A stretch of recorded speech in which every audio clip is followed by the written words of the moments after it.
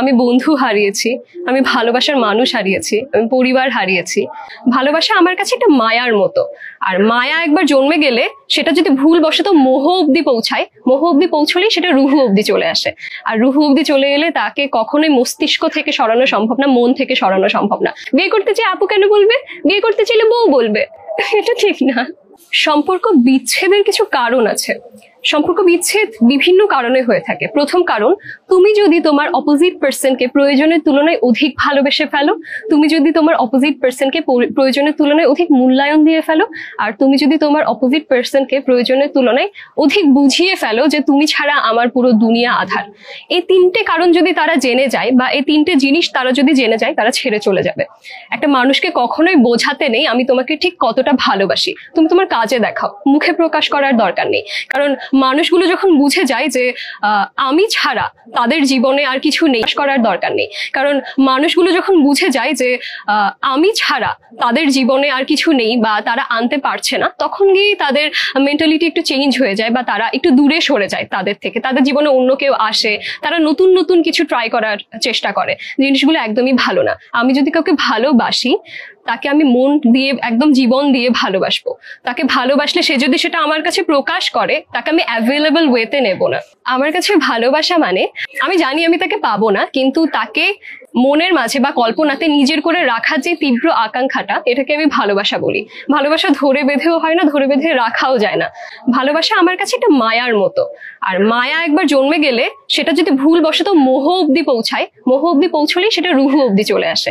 আর রুহু অব্দি চলে এলে তাকে কখনোই মস্তিষ্ক থেকে সরানো সম্ভব না, মন থেকে সরানো সম্ভব না। হয়তো আমরা ভোলার জন্য নতুন কাউকে আমাদের লাইফে নিয়ে আসি বা ইনক্লুড করি, কিন্তু আমরা পুরোনো মেমোরিজ গুলো কখনোই ভুলতে পারি না। আর ভালোবাসা জীবনে আসলে একবার আসে, একবারেই আমাদের নিঃশেষ করে দিয়ে চলে যায়। এরপর যারা আসে তারা আমাদের সঙ্গ দিতে আসে, তারা আমাদের সাপোর্ট করতে আসে, বা একটা সাংসারিক জীবনে যেতে হবে বলে আসে, কিন্তু ভালোবাসা জীবনে একটাই আসে। আমি বন্ধু হারিয়েছি, আমি ভালোবাসার মানুষ হারিয়েছি, আমি পরিবার হারিয়েছি, আমি জীবনে সবকিছু হারিয়েছি। তো সেখান থেকে আমার একটা আইডিয়া চলে এসছে, বা আইডিওলজি থেকে আমি বলে থাকি কথাগুলো আমার মন থেকে আসে। কেউ যখন কোনো প্রশ্ন করে, আমি কি কি ফেস করেছি সেগুলোর উপর বেস করে আমি কথাগুলো বলে থাকি। আর হারানোর ফলে আমি শিখেছি দিন শেষে যে আমার শুধু আমি আছি, আমার আর কেউ নেই। চায়ের ভিডিওটা ভাইরাল হওয়ার আগে আমার আরেকটা ভিডিও ভাইরাল হয়েছিল, যেখানে আমি ছেলেদের নিয়ে বলেছিলাম। সেটাও অডিয়েন্স অনেক ভালোভাবে গ্র্যাব করেছে, অ্যান্ড তাদের মাঝে থেকে আমি ভীষণ ভালোবাসা পেয়েছি সেই ভিডিওটা থেকেই। এর আগেও একটা ভিডিও ভাইরাল হয়েছিল, বন্ধু নিয়ে বলেছিলাম, সেখানে অডিয়েন্স আমাকে ভীষণ ভালোবাসা দিয়েছে। অ্যান্ড এই দুটো তিনটে ভিডিও ভাইরালের পর আমার একটা ফ্যান বেস ক্রিয়েট হয়ে গিয়েছে। তো আমার চায়ের ভিডিওতেও যারা নেগেটিভ কমেন্ট করেছে, এই ফ্যান বেস গুলো প্রত্যেকটা কমেন্টের রিপ্লাই তাদের মতো করে গুছিয়ে সুন্দর করে দিয়েছে। তারা চায়নি আমি কারো চোখে খারাপ হই, বা তারা চায়নি আমি কোনোভাবে এভাবে প্রেজেন্ট হই যে আসলে আমার হয়তো চায়ের দোকান আছে বা এরকম কিছু। আর আমি এরকম কিছু কিছু সংখ্যক মানুষ দেখেছি, আমি কমেন্ট বক্সে পড়েছি যে তারা একটু স্ল্যাং ল্যাঙ্গুয়েজ ইউজ করছে, আর একটু বাজে কথা বলছে, এরকম আমি কিছু পেয়েছি, কিছু না বেশ কিছু পেয়েছি। এটা আসলে আমার এরকম কমেন্ট এসছে যে মানে ফ্যামিলি নিয়ে কথা উঠেছে, বাবা মা কিছু শিখিয়েছে কিনা। আমার কিছু ভিডিও ভাইরালের আগে যেটা ছেলেদের মানসিক শান্তি নিয়ে বলেছিলাম, মানসিক শান্তি নিয়ে বলার পর আমার একটা প্রপোজাল আছে কাতার এয়ারলাইন্স থেকে একটা ছেলে, তা সে একদম ডেসপারেট ওয়েতে বলেছে সে আমায় বিয়ে করবে, ফ্যামিলি পাঠাবে, বিয়ে করে নিয়ে চলে যাবে, বা আমি দেশে থাকতে পারবো, বাট সে আমায় বিয়ে করবে, সে আমায় কারো হতে দেবে না। জিনিসগুলো খুবই হাস্যজ্জ্বল লাগে আমার কাছে এখন, কারণ রোজ কিছু না কিছু এরকম আসতে থাকে। ওই ছেলেটাকে আমার ভালোই লেগেছিল, কারণ ওই ছেলেটা পিছুই ছাড়ছিল না, বিয়ে করবো মানে করবা, বিয়েও করতে চায় আপুও বলে। এখন কি বলবো বলো, বিয়ে করতে চাই আপু কেন বলবে, বিয়ে করতে চাইলে বউ বলবে, এটা ঠিক না। আমার জীবনে এরকম অনেক স্মৃতি ছিল যেগুলো ভোলার মতো একেবারে না, যেগুলো আমাকে মানসিকভাবে অনেক বিপর্যস্ত করে রাখতো। চললো এরকম জীবন আমার। কোথা থেকে না কোথা থেকে আমার কিছু মানুষদের সঙ্গে পরিচয় হলো। তাদের মাঝে আমার একটা বড় ভাইয়ের হলুদে আমার একজনের সঙ্গে পরিচয়। সে সেখানে গান করছিলেন, অ্যান্ড গান যারা করে আমি তাদের প্রতি ভীষণ অ্যাট্রাক্ট হই। আমিও গান করছিলাম, অ্যান্ড দুর্ভাগ্যবশত স্টেজে আমি আর উনি গান গাইতে বসেছিলাম দুজন একসঙ্গে। বিয়েটা না 3 দিন চলে, 3 দিনই আমাদের দেখা হয়, আর আমাদের চোখে চোখে কথা হয়, আমাদের কোনো মুখে মেসেজে কিছুতে কথা না। সে আমায় দেখে, সে মুচকি হাসে, আমি মুচকি হাসি, কেন হাসি নিজেও জানি না, মুচকি হাসি, কিছু কিন্তু নেই তারপরও। কিন্তু মানুষটা না আমায় বাঁচতে শিখিয়ে দিয়েছে। মানুষটার সঙ্গে আমার মেবি পরিচয় 22 দিনের, আর বন্ধুত্ব 3 দিনের, কিন্তু মানুষটা আমায় মানুষ চিনতে শিখিয়ে দিয়ে গিয়েছে, মানুষটা আমায় নতুন করে ভালোবাসা শিখিয়ে দিয়ে গিয়েছে, মানুষটা আমায় এক কথায় জয়িতা থেকে জয়িতা বানিয়ে দিয়েছে মেন্টালি। হ্যাঁ, এমন কেউ থাকে না আমাদের জীবনে, কিছু কিছু মানুষ যারা সবসময় বলে থাকে যে আপনি এগোন আমি আছি, আপনি এগোন আমি আছি।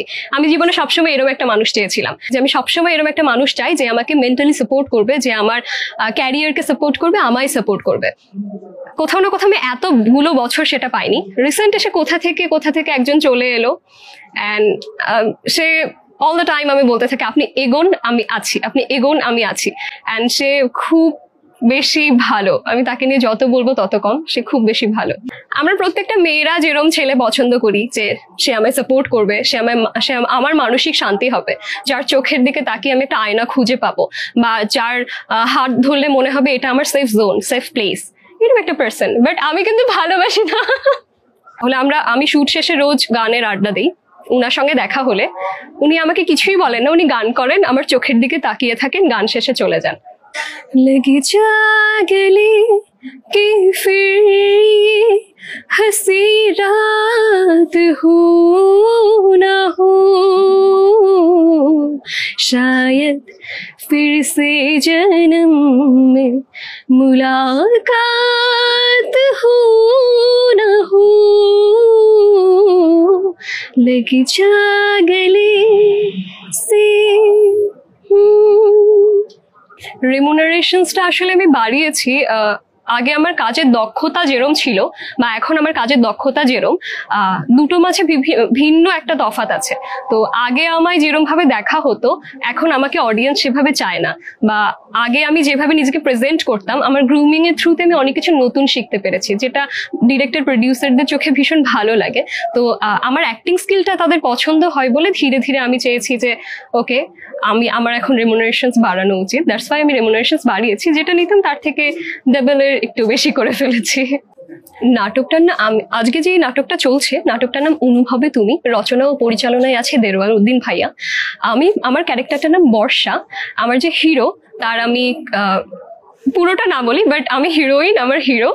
অ্যান্ড নাটকের গল্পটা আমার ভীষণ ভালো লেগেছে। আমাদের সঙ্গে দেলোয়ারা জামান আন্টি আছেন, ভীষণই ভালো মনের একজন মানুষ। আমাদের সঙ্গে আরো রাজ আরিয়ান নামে একজন আছেন, যিনি নাটকে আমার বন্ধুর রোল প্লে করে। আরো অনেকে আছে এখানটায় যারা আছে, সকলে খুব প্রমিনেন্ট আর্টিস্ট, সকলে ভীষণ কোঅপারেটিভ অ্যান্ড খুব মিলেমিশে সকলে কাজগুলো করছে। গল্পটা সুন্দর। আমাকে সবাই একটি মাত্র করে দেখলেও আমার জীবনে যে ছিল সে ছিল আমার একমাত্র। তো আমার অনুভবে যে ছিল সে আমার জীবনে একমাত্রই ছিল। আমি শুধু তাকেই বলেছি যে সে আমার অনুভবে।